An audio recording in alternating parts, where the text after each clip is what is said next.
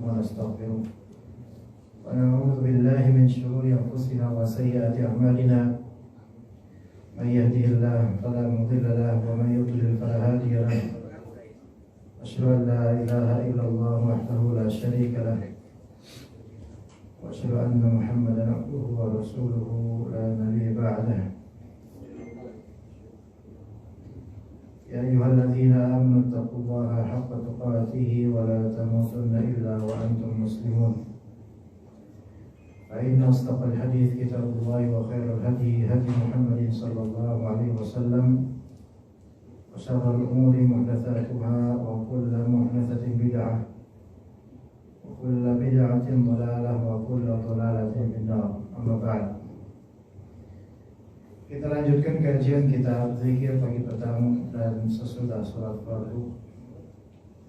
Kali ini kita bahas surat Al-Falaq di halaman 78. Dan insya Allah semua dari antum telah menghafal surat ini. Dan surat ini berkaitan dengan keburukan atau berkaitan dengan memohon perlindungan kepada Allah terhadap keburukan-keburukan sebagian hal di dunia ini.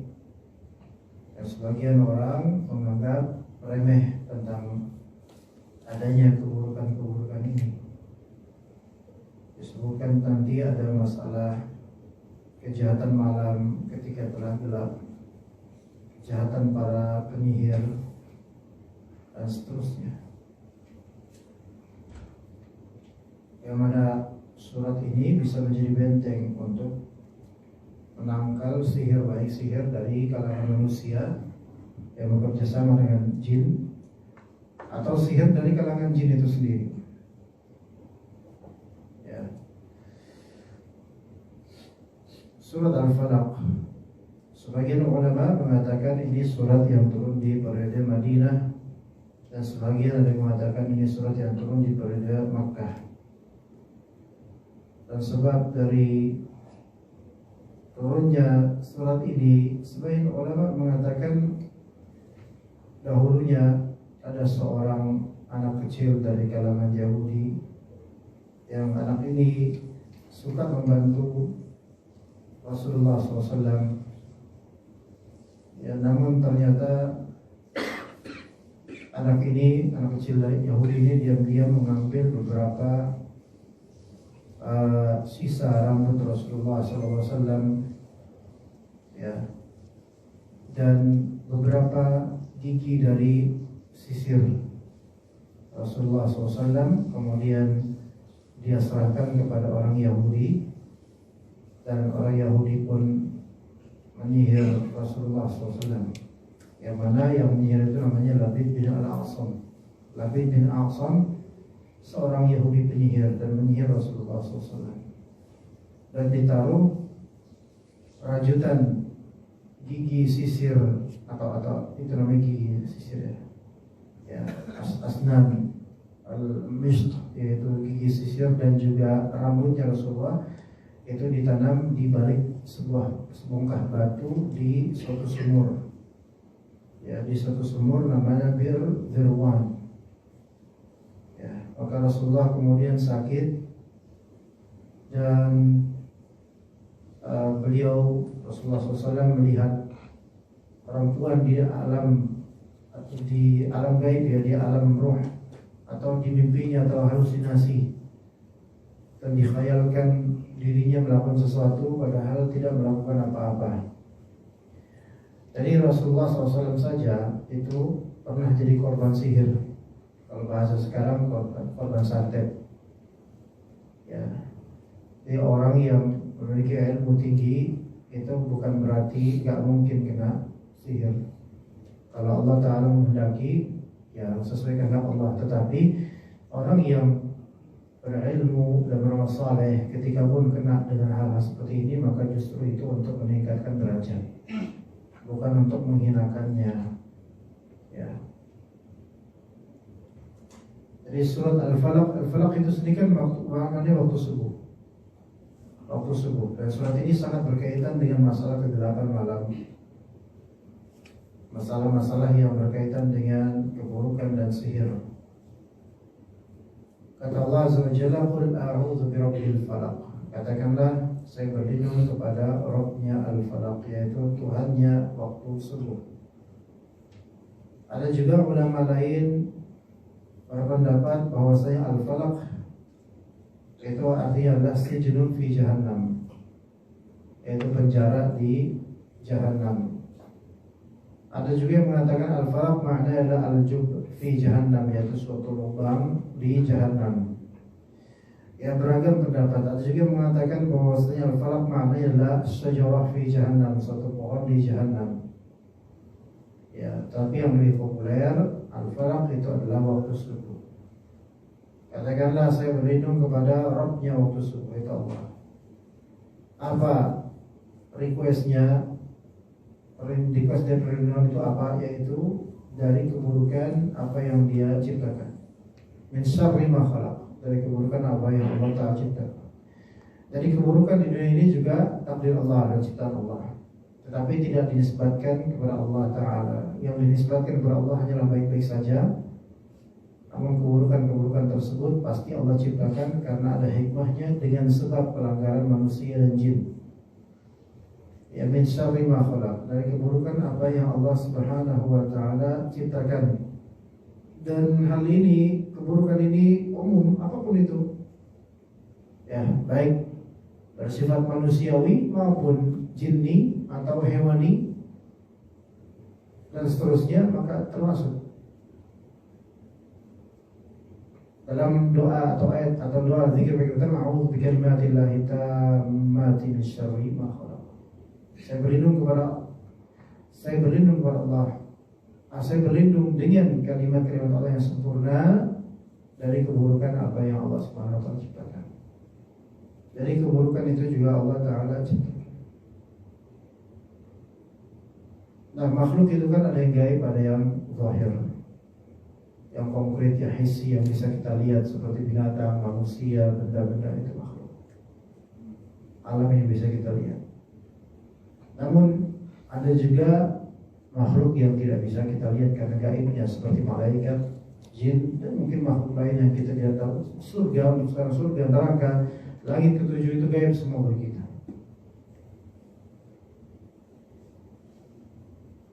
Untuk menghindarkan diri dari keburukan makhluk gaib ini, hanya Allah Ta'ala yang bisa menangkalnya. Manusia nggak bisa. Manusianya bisa ikhtiar biasa, bisa memohon pada Allah. Masa sekarang misalnya makhluk gaib ini adalah jin, kan biasanya jin. Kalau malaikat gak bakal iseng, jin. Entah apa motifnya, banyak syaitan dari kalangan jin mengganggu manusia.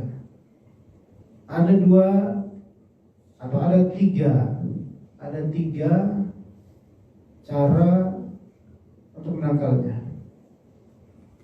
Tapi tidak semua syar'i. Ada 3 minimal. Lebih bisa. Yang pertama yaitu ruqyah dan wirid-wirid syar'i. Ini yang benar. Ruqyah dan wirid-wirid syar'i seperti baca Al-Quran, doa-doa, minta pada Allah, intinya. Ini yang sahih. Kalau misalnya setan itu nggak pergi-pergi atau masih tetap nyerupin pasien atau korban, itu ujian, tetap aja terusin aja.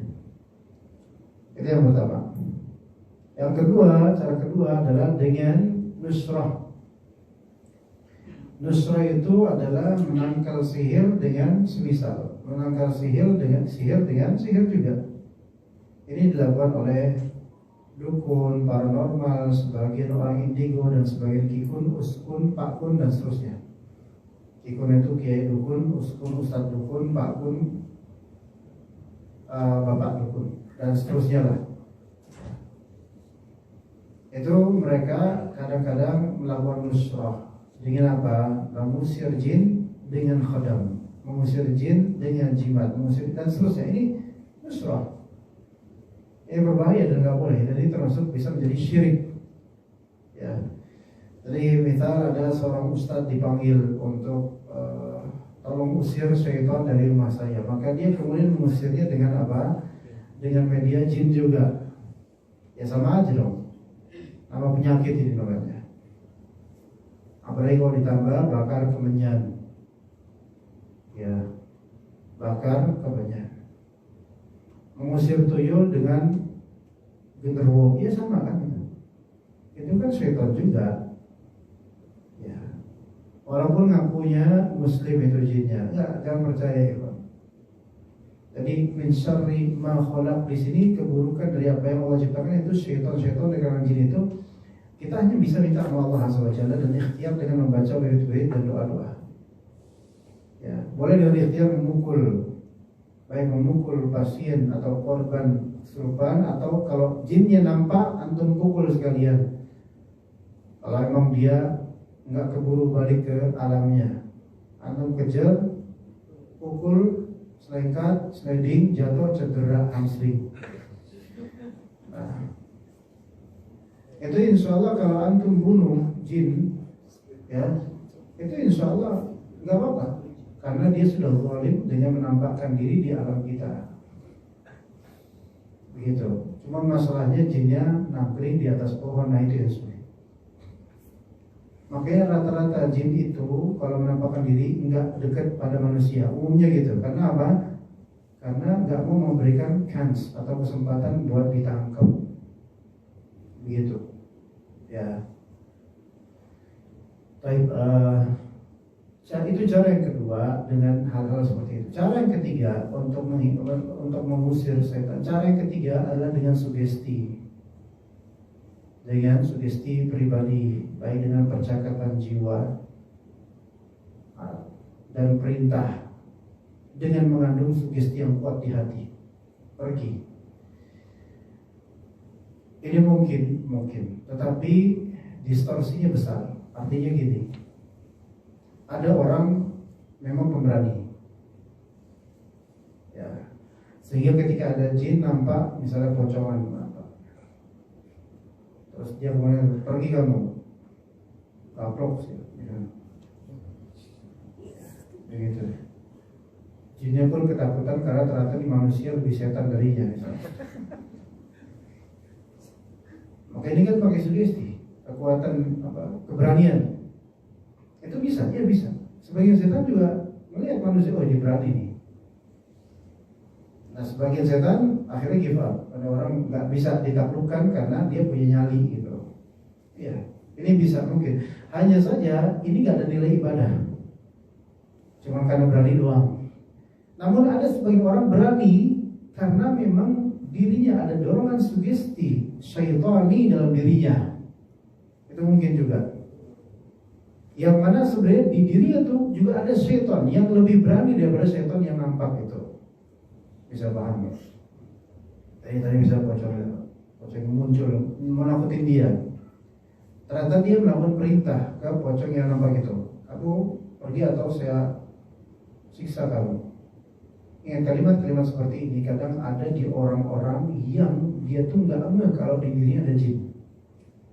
Dia merintah setan. Ya, kadang gitu. Ya. Dalam ruqyah pun kadang gitu. Ya. Sehingga jin yang nyurupin tubuh pasien itu malah nurut sama ruqyahnya. Nurutnya bukan karena Allah, bukan karena apa? Karena ternyata yang dimiliki ruqyah ini dari sugesti itu jinnya itu lebih besar. Iya. Yang nyurupin misalnya jinnya jin yang kekrocolan misalnya. Apa kira-kira jin kekrocolan? Ular kadut, jin ular kadut lah misalnya. Dan ternyata ruqyahnya yang punya dia jinnya mau. Iya, kadut lawan mau nggak seimbang. Ya, jin ular biasa lawan macan, ini nggak seimbang. Ya kan? Maka malah ruqyahnya bisa mempermainkan ini. Keluar kamu. Oh iya Ustaz, saya keluar Ustaz. Keluarnya bukan karena ilmunya, bukan karena takwanya Ustaz, tapi karena pegangan Ustaz lebih besar. Nah ini sebenarnya sama pakai khodam. Cuma kadang orang-orang seperti ini nggak ngeh kalau dia itu punya. Ya. Hati-hati ketika antum melihat seseorang dalam ruqyah dan melihat jin-jin pasien ruqyahnya itu kok pada Takluk bukan karena bacaan, tapi takluk karena perintah. Dan ini berarti pakai. Paham nggak sih maksudnya kira? Jadi misalnya Ustadz ini, ya, masya Allah, ini banyak jin masuk ke tubuh pasien atau tubuh mediator, proses mediasi. Dia bisa ngaturin, kamu berdiri, kamu pergi, bisa kayak gitu. Itu Ustadznya pakai jin. Dan biasanya jin yang di Ustadz ini lebih kuat daripada mereka-mereka ini. Jin yang nempel di Ustadz itu bukan jin biasa. Ustadz jin juga, tapi versi setan. Iya, tapi insya Allah bukan anak, insya Allah anak. Coba aja lihat, anak biasa aja kan. Iya, ya bisa kan. Talbisnya besar. Orang kira sakti, orang kira jin aja tunduk sama dia. Ya karena ada rajanya, setannya ini. Gitu. Ya, seperti itu. Bisa ngatur-ngatur. Oke, kata ada seorang ikhwan, dia dulu suka puasa pati geni, terus kesaktian ini itu dan seterusnya. Dia juga bilang, Ustaz, kalau misalnya antum punya khadam, antum pakai khadam, terus kemudian ada ketemu jin, baik di tubuh manusia atau perampakan atau sugesti, dan ternyata jin itu tunduk sama antum, itu mereka itu enggak, sebenarnya jin itu enggak mau tunduk sama manusia kecuali kalau manusia itu punya sesuatu yang dicari oleh mereka. Gitu loh. Iya. Khadam itu enggak bakal mau tunduk sama antum ya, kecuali ada yang dicari oleh mereka, yaitu apa? Iman antum seperti cabut suatu saat jadi kufur. Jadi hati-hati orang indigo itu, ada jin pada dirinya. Kalau enggak diruqyah, enggak taubat, enggak menghilangkan itu semua, maka barternya itu iman. Ya, hati-hati, jangan diremehkan kalau seperti itu. Ya. Min syarri ma khalaq, dari keburukan dia. Jadi tiga itu cara menanggulangi. Iman dengan cara syar'i atau cara kufur atau syirik atau cara sugesti. Sugesti di sini ada yang memang secara tabiat berani tanpa jin. Ada juga secara tak sadar pakai jin, walaupun dia nggak ngerti kalau dia pakai. Gitu. Min syarri ma khalaq min syarri ghasiqin idza waqab. Dan saya berlindung kepada Allah Ta'ala dari kejahatan malam apabila telah gelap gulita. Apakah yang jahat malamnya? Ya bukan, malam itu nggak jahat, tetapi di sini dinisbatkan kepada zaman karena kejadian ini rata-rata di zaman ini. Kejahatan lebih banyak di malam hari umumnya. Ya. Dan binatang-binatang nokturnal yang keluar di malam hari itu biasanya memang lebih galak, lebih misterius. Kadang lebih beracun, lebih berbisa, lebih menggigit, ya gitu. Anjing aja yang siang atau sorenya masih baik, malamnya udah jahat, udah gak baik. Anak pernah di suatu desa di daerah Tasik lah, dia bebukitan gitu. Dan di desa itu masya Allah agak cukup terpencil, jauh. Itu datang ke sana aja jalanannya itu batunya itu segopok gede-gede batunya. Nah, pasti yang anak ketemu anjing-anjing ini yang biasa jaga kebun, biasa aja mereka. Ya bahkan anak kasih makan. Ya karena banyak makanan ketika itu daging mau ya. Biasa aja, tapi kan kita nggak boleh ngurus anjing, najis gitu. Baik gitu. Ya ketemu, tapi nggak nyapa sih, ya biasa aja gitu. Tapi baik, nggak apa-apa, nggak digonggong dari apa. Tapi pas malam habis sholat maghrib, anak kan orang asing di situ. Dari musola keluar menuju ke tempat tinggal, itu tiba-tiba digonggong sama fulan itu, si anjing itu tuh. Dua lagi dikerubutin sama anjing itu. Subhanallah. Gak ada terima kasihnya tuh anjing, tadi dikasih makanan. Tiba-tiba malam-malam udah berubah. Nocturnal ketika udah malam hari berubah sikap mereka, itu baru anjing, belum yang lain. Ya. Ada beberapa ular yang juga hanya keluar di malam hari. dan banyak binatang-binatang keluar hanya di malam hari. Ghasiqin idza waqab, di kegelapan malam mulai banyak hal. Sihir juga rata-rata di malam hari. Sihir operasinya rata-rata di malam hari, observasinya di siang hari. Jadi sihir itu nggak mudah ya kawan. Ya, observasi dulu. Penyihir, tukang sihir itu nggak bakal langsung nyihir orang yang itu juga, melainkan dia akan siapa, mana alamatnya, mukanya gimana. Dia observasinya biasanya di siang hari. Kadang-kadang dukun itu keliling kampung itu bukan lagi marketing, bukan, tapi lagi apa? Lagi observasi mangsanya. Dia ada orderan ini ke rumah fulan, dia perhatikan rumahnya itu kayak gimana denahnya. Kadang ditanam kemudian di depan rumah sesuatu, atau diludahin sesuatu, di apa namanya, dibubuhi sesuatu gitu, tanah kuburan atau apa.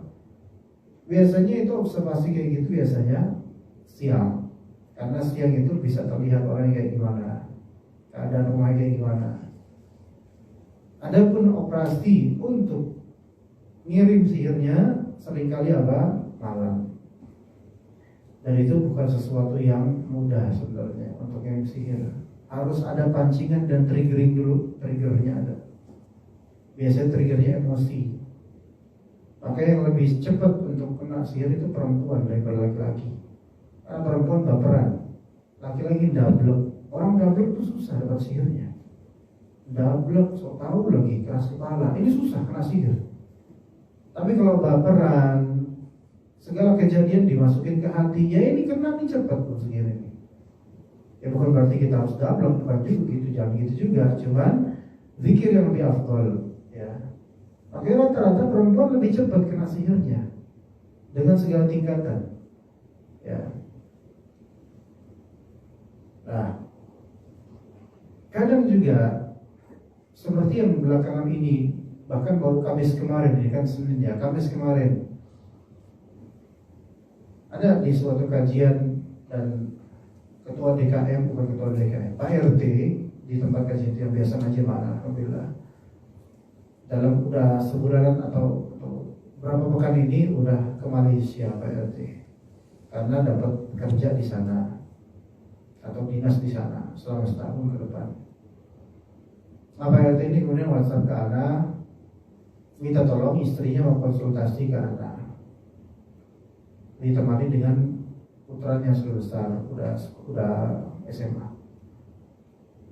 Maka konsultasi, dan Ana tahu ini pasti karena kan konsultasi tentang jin ini, ya, gelagatnya tak ketahuan. Apa gejalanya? Gejalanya ya aneh, belakangan ini di rumah aneh. Baru belakangan ini, semingguan ini sejak suami ke Malaysia. Anehnya apa? Rumah kok ya makin sepi memang, karena anaknya di pesantren. Ini lagi pulang aja sama ibunya, kemudian dia sendiri. Dan ada beberapa kejadian janggal. Makin panas di beberapa spot di rumah, makin panas. Dan juga sampai suatu ketika beberapa barang pindah tempat. Dan yang anehnya pindah tempat itu, maaf ya, bagian pakaian dalamnya dia tadi di lemari terus pindah ke ember misalnya. Nggak ada yang dia nggak tahu siapa ini. Bahkan pernah pada maghrib perhiasannya hilang, dan pada malamnya ketemu lagi, tapi di tempat lain gitu.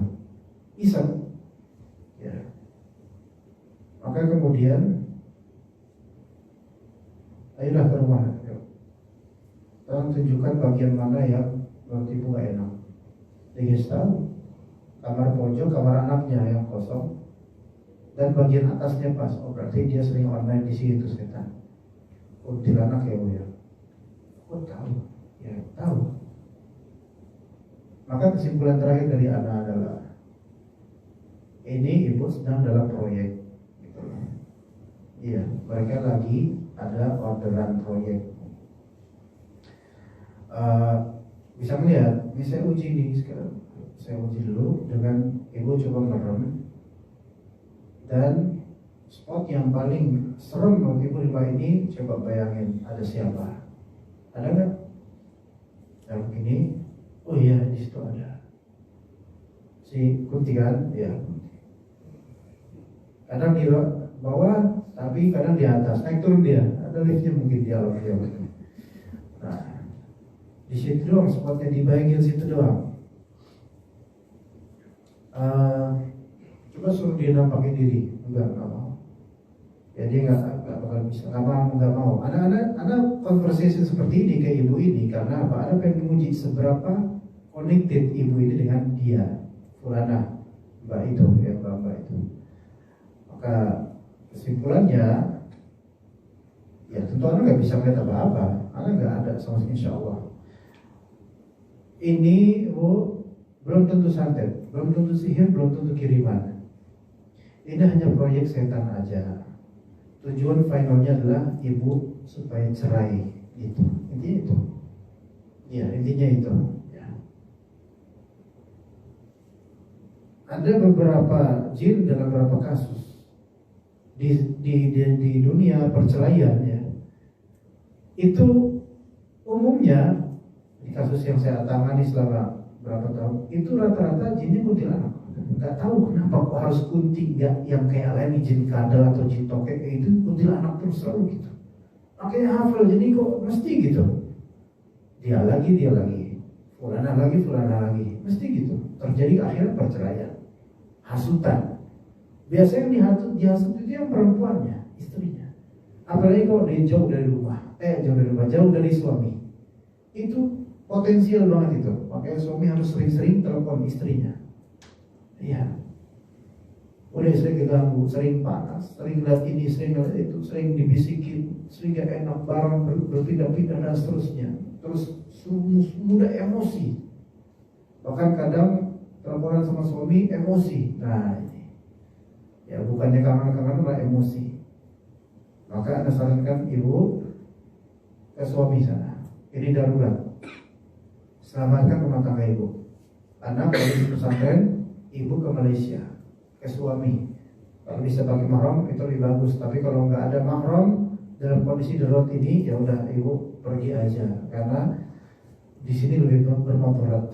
Emang ibu ini pernah ke Malaysia bareng suaminya. Dan ketika di sana nggak ada rasa apa-apa. Tapi kalau di rumah ini sendirian berasa banget. Ya maka ini tujuannya bukan untuk nyari duit atau apa. Ibu harta ibu insya Allah hilang. Tapi yang mereka ingin hilang adalah pernikahan ibu dengan suami. Hancur rumah tangga ini, itu mereka inginkan. Ya. Dan ajaibnya ibu ini selalu merasa gak enaknya pas kapan? Min syarri ghasiqin idza waqab. Yaitu ketika di malam hari. Kalau siang hari gak ada apa-apa. Jadi memang online-nya malam hari. Makanya di waktu sandekala menjelang maghrib, berapa menit menjelang maghrib, apalagi pas maghrib, itu Rasulullah yang nyuruh kita anak-anak masukin ke rumah. Kecuali kalau ada hajat mau ke masjid itu oke lah. Tapi kalau main seliburan, gentayangan, keliaran, jangan masukin ke rumah. Pintu tutup, baca bismillah. Jendela tutup, baca bismillah. Bajara tutup, baca bismillah. Karena setan tidak bisa membuka pintu yang tertutup karena dibaca bismillah. Juga ini gak bisa baca bismillah. Ada makanan somai gitu tersedia, ya tutup, baca bismillah. Boleh tutup pakai tudung saji, gak apa-apa, baca bismillah. Gitu. Itu pas apa? Pas jelang maghrib, pas maghrib itu. Ya. Karena jam-jam segitu itu setan baru bermunculan dari, maksudnya mereka baru mulai untuk beraktivitas. Ibaratnya kayak antum-antum jam 7 pagi, jam 6 pagi, nah itu tuh kayak gitu loh. Trafficnya tuh traffic hour gitu. Iya. Nah kalau anak kecil dibiarin jalan di jalan biasa, di kebun-kebun, lagi traffic jam jin, gitu kan? Gimana kemudian ketemu jin banyak kan? Makanya ada beberapa orang, bahkan ada anak isi kajian di Antam, anak Tambang. Itu pengurusnya pas ketika anak bahas tentang masalah jin di akidah Tahawiyah, kemudian dia juga cerita, Ustaz, anak pernah saat di gondol gitu saat itu. Gara-gara anak jam-jam segitu main di kebun, Terus antum tiba-tiba melihat laki-laki gede besar bulu semua, gede banget hidungnya kelihatan gede gitu. Dan setelah itu anak tuh kayak nggak sadar, akhirnya berapa jam itu anak hilang, orang tua panik, satu kampung panik, nggak kelihatan Azat. Nah ini digondol wewe, ini istilah kitanya gitu loh, hilang sejenak gitu, mungkin disembunyikan atau gimana. Nah, ini bisa terjadi karena jam-jam segitu memang lagi traffic. Gimana sih kita lagi macet terus diganggu, ya, ya setan juga gitu, lagi penuh-penuhnya crowded, ya tiba-tiba ada manusia di situ. Nggak baca apa-apa, ngomong anak kecil lagi, ya ini gampang.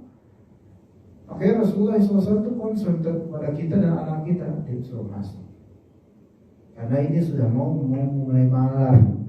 Kalau misalnya menjelang Isya, pas berapa menit menjelang Isya, baru silahkan anak-anak main di luar, nggak masalah. Jadi gitu, yang benar tuh kayak gitu, jam 8 malam. Anak-anak main di luar nggak masalah, karena setannya trafficnya udah lancar gitu, udah enak. Iya, karena udah menyebar, setannya udah mungkin nemplok di rumah-rumah orang lain itu, nggak kayak di maghrib itu. Ya. Lebih-lebih ketika azan maghrib, setan mendengar azan maghrib itu lari terkentut-kentut. Jangan sampai itu anak dibawa gitu sama setan. Gitu. Mereka dalam keadaan emosi marah di masa-masa itu. Tapi kemudian setelah azan selesai baru mereka keluar lagi atau beraktivitas lagi. Ya. Sebenarnya di jam-jam itu tuh, jam yang rawan setan itu keluar di jam-jam itu. Ya, maghrib itu. Hanya saja setan perkotaan mungkin beda karakternya sama setan pedesaan atau tempat sepi, ya enggak? Antum di Mampang, Gatot Subroto, ya. Itu setan juga malas menghadirin karena orang lagi emosi semua, lagi macet lah, inilah, busway gede banget lagi ngalangin, ya setannya udah bicara, setannya sabar,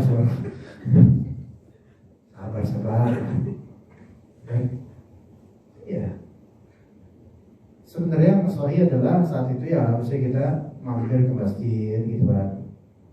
Tapi kalau di desa atau di tempat sepi, nah ini lebih berbahaya karena setan lebih luasa, gitu kan? Makanya cerita-cerita banyak di desa. Kalau di ini coba di Gatot Subroto, ada nggak pas di maghrib tiba-tiba diculik, pemotor hilang dari tempatnya? Nggak ada. Kenapa? Karena ya setan juga sabar.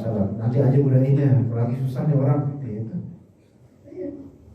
Setan itu ya kan, kalau banyak orang mereka melipir juga males gitu loh. Namun ketika sepi cuma satu, bingung, nah ini kena nih nanti, sambet tiba-tiba. Jadi malam hari itu banyak-banyak berlindung kepada Allah. Makanya ada zikir petang, yaitu zikir minta perlindungan. Bismillahirrahmanirrahim. Itu minta sama Allah. Karena malam hari ini kita tidak tahu banyak hal. Antum jalan di tempat gelap, boleh jadi mungkin setan enggak ngapa-ngapain antum, tapi ular di tanah bisa jadi gigit antum, kelelawar lewat bisa jadi hampir kena sama antum, banyak hal. Ya, maka surat Al-Falaq ini penting untuk kita baca di waktu takutan, di malam hari, antum pulang ke kampung gitu kan, baca ini. Banyak orang kampung itu malah nggak baca ini. Mereka entah baca apa atau mereka cuma ketakutan doang atau ngomong jorok kadang-kadang atau gimana. Baca ini. Ya. Ya sih kadang-kadang juga ada beberapa orang kampung mereka itu pakai jimat, pernah ngilmu atau apa yang mana masih nempel di mereka sehingga masih sensitif dengan jin-jin, itu masih sensitif dengan jin dan dengan orang yang mungkin musuhnya jin juga, itu sensitif. Iya. Gitu loh. Kayak kalau antum banyak amal soleh, misalnya antum banyak berusaha untuk ilmu, iman, amal, ketemu dukun, antum tuh gak begitu tahu itu dukun, biasa aja. Tapi dukun itu ketemu antum, kesel dia, padahal antum gak ngapa-ngapain. Antum cuma jalan, Dukun ngeliatin antum, sebel lihat antum. Kenapa? Karena sensitivitasnya tinggi. Orang pakai jin itu sensitivitasnya tinggi. Sensitivitas pada jin karena crash, dan sensitivitas pada kesolehan orang lain karena crash juga. Iya, namanya crash itu nggak ada yang enak. Yang enak cuma satu, Candy Crush. Itu enak. Ya itu juga susah gamenya kalau udah levelnya tinggi. Ya.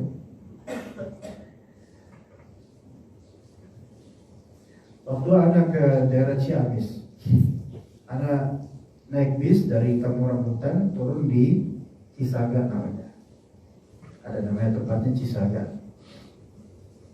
Cisaga untuk menuju ke daerah namanya Rancang, masih jauh lagi di Cisaga, dan sampai sana itu jam 2 malam, jam 2 pagi. Nggak tahu itu pagi atau malam, pokoknya gitu udah gelap lah ya. Jam 2 di pertigaan itu. Nah, turun dari bis, Anda nggak pakai atribut ustadz orang kantor, enggak, pakai atribut biasa, kayak orang biasa aja biasa. Terus kemudian ada ke warkop makan mie, lapar juga kan sebelum kita ini. Ada beberapa tukang ojek memang di situ. Ya karena memang bis kan jam segitu kadang-kadang dari Jakarta kan lewat nurunin penumpang. Anak nggak mau naik ojek dulu, anak mau makan dulu lapar. Baik, setelah makan mungkin jam 2:30 atau jam 3-an, anak minta satu tukang ojek. Masih muda juga mungkin usianya ketika itu ya mungkin 20, 25 atau sekitar itu, atau mungkin 30 kali, nggak tahu. Bukan orang tua, mbah-mbah, bukan gitu, orang biasa. Ya dia terus cerita juga kan. Itu kan dari arah Cisaga ke Ranca itu dulu itu begal itu udah banyak gitu, terutama di hutan-hutan karet. Ya alhamdulillah sekarang udah aman, tapi tetap aja gelap gitu. Makanya ya udah kita bahas itu. Dia bilang ya, Pak, saya itu merasa bapak itu ustadz loh. Padahal anak itu pakai masker, jenggot anak tutup supaya anak nggak ketahuan ustadz atau bukan. Kan biasanya orang kejenggotan dibilang ustadz. Iya, punya jenggot aja dibilang ustadz. Ya, kira vokalis Metallica nggak diustadin, ustadz. Tapi anak dulu tuh, anak pakai jaket biasa, pakai celana, tapi bukan celana yang menunjukkan anak menuntut ilmu, bukan, biasa, dan pakai topi, biasa gitu. Bapak, saya tahu, dan sambil ini boncengin anak, Bapak tahu, saya tahu Bapak ustaz. Ya, ini kayaknya ustaz gaul nih gitu katanya. Gak tahu deh, kok tahu? Ya sebenarnya enggak mau ngomong anak ustaz, enggak mau ngomong anak ustaz, apa yang cerita anak ngajar di BPH Migas, nggak tahu dia, nggak tahu. Tapi kenapa? Dia tuh tahu kayak gitu. Anak ngerasa ini kayaknya anak langsung tebak dia. Kang, akang dulu pernah ilmu ya. Kok Ustaz tahu? Ya udah, enggak ada, tanya gitu aja, enggak cuma gitu doang. Iya. Emang Ustaz juga pernah nanya, aku jadi tanya, Ustaz juga pernah gitu ya? Enggak, cuman kita hafal orang kayak gini tuh karena sensitivitasnya tinggi gitu loh. Kita nggak ngapain, tapi dia tuh kayak punya modem atau punya apa ya, detektor gitu loh. Dari setonnya, dari jinnya, maksudnya punya detektor. Ini nih Ustaz, ini nih dukun, ini nih orang punya jin, itu kerasa di mereka gitu loh. Dan mungkin sebagian antum kalau misalnya ada kayak gitu, berarti detektornya ada jinnya itu masih ada di antum berarti.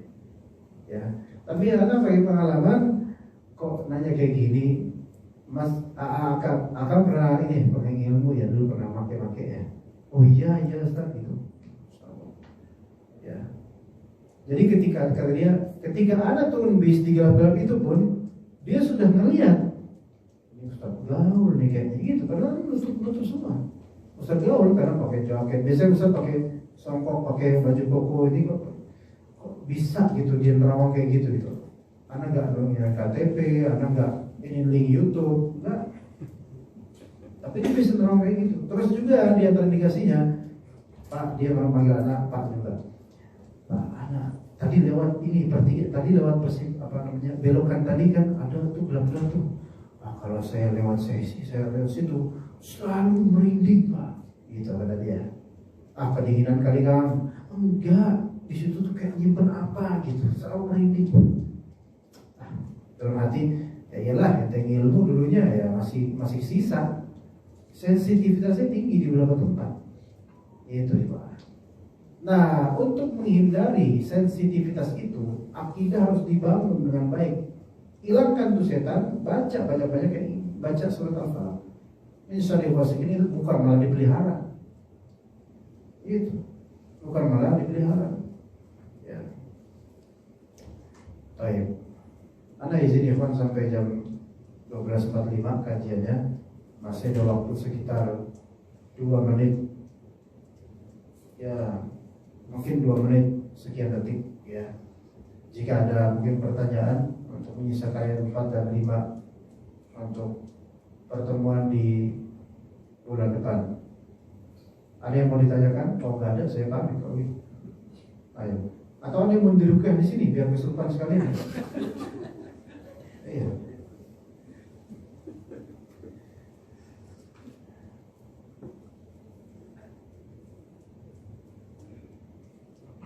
Kalau diem aja kita nunggu 2 menit. Nah.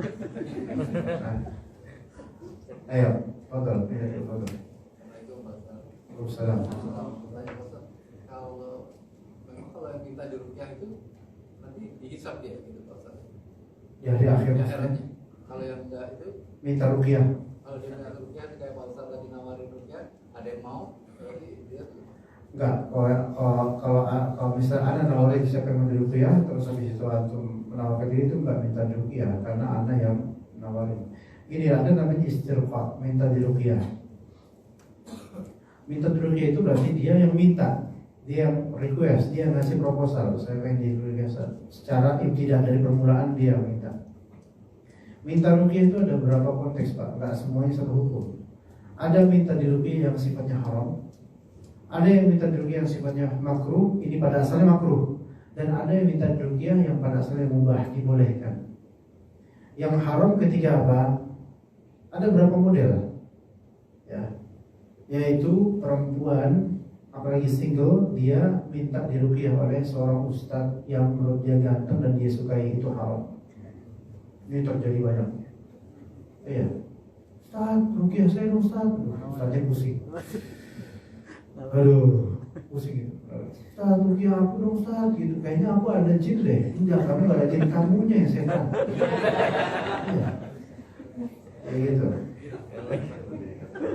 Itu kalau diujung kayak gitu, down langsung itu, Ustaz tahu ya.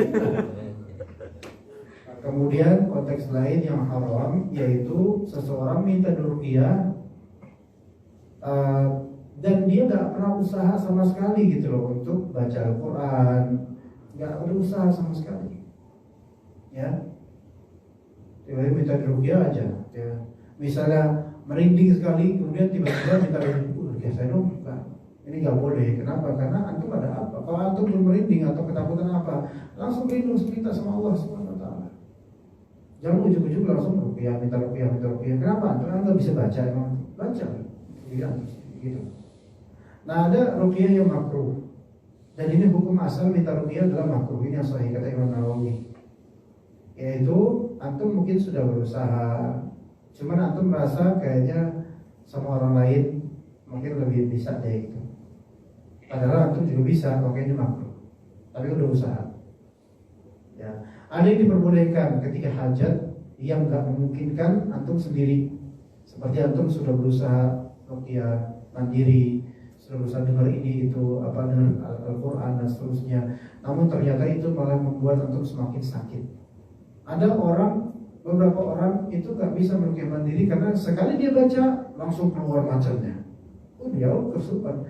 Dia butuh orang yang membacakan dirinya. Makanya seperti ini boleh, yang sebenarnya boleh. Dan yang seperti ini diberi uzur sehingga tidak termasuk dalam yang hadis 70.000 orang yang masuk surga tanpa hisab, itu masih tetap berpotensi masuk juga insya Allah karena dia tetap tawakal sama Allah. Itu hajat darurat dia. Begitu Pak ya. Tapi kalau misalnya tadi ada bercanda doang, siapa yang merukyah di sini nggak mungkin anak merukyah saya nggak mau, anak merukyah orang depan umum nggak mau. Kasihan nanti tiba-tiba kesurupan kan jadi tontonan. Kalau dia kerasukan jin macan keren, kalau jin Naruto kan lucu ya.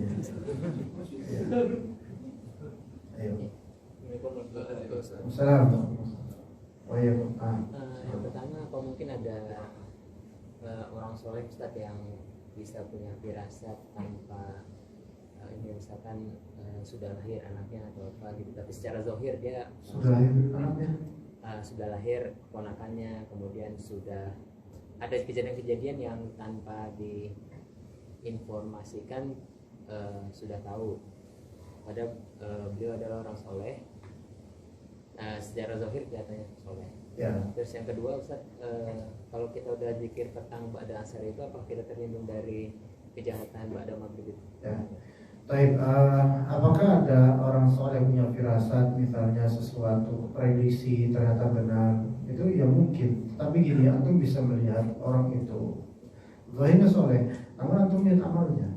Kalau amalnya sesuai sunnah, mungkin ini firasat yang benar. Amalnya sesuai sunnah dan dia tidak bermaksiat yang zahir, maka ini insya Allah firasat. Sehingga ada beberapa hal yang dia prediksikan ternyata benar, itu insya Allah firasat. Tapi kalau antum lihat emang soleh, tapi dia amalannya banyak yang bid'ah, makin bukan firasat. Ini dari syaitan. Kayak gitu. Jadi orang yang banyak melakukan amal yang tidak sesuai sunnah, kemudian dia punya intuisi atau ketepatan dalam prediksi itu sering, maka kemungkinan besar ini dia make. Kemungkinan besar. Make walaupun nggak sadar kalau dia make. Karena dia mengira amal ibadah bid'ahnya itu ibadah, jadi dia tanpa sadar. Dan dia menikmati firasat itu. Begitu. Bisa tahu barang di mana. Dan juga kalau misalnya orang soleh itu kerap kali nggak berulang untuk satu konteks. Misalnya suatu ketika orang soleh, Pak Ustadz misalnya, Ustadz, waduh, pada Allah saya kehilangan barang ini lah. Coba ceritain gimana? Oh gini cerita. Mungkin barang itu ada di tempat sini. Oh ternyata benar. Itu kan karena kecerdasan dan firasatnya itu orang soleh ini. Tapi itu nggak bisa diulang di waktu kemudian. Terus ada orang lain nanya barang hilangnya, ya nggak tahu kok tanya saya kan gitu. Nggak bisa. Tapi kalau orang yang ternyata make, walaupun tanpa sadar, itu setiap ada orang mungkin barang hilang, nah ini di sana. Ada lagi nih di sana, dan ya ini kalau berulang ini berarti ada sisi pemberitahuan dari syaitan. Itu bedanya. Ya, bahwa seperti itu. Tapi firasat orang soleh, kalau emang dia soleh benar firasat tahu ini orang nih kayak nggak benar nih, ini orang kayak buaya nih, gitu. Ini perempuan ini kayaknya begini nih, ya, bisa tahu seperti itu. Tapi kalau dia soleh ya amalannya benar nggak? Yang kedua apa tadi ya? Zikir petang. Oke, zikir petang kan biasanya pada asar sampai jelang maghrib durasi waktunya.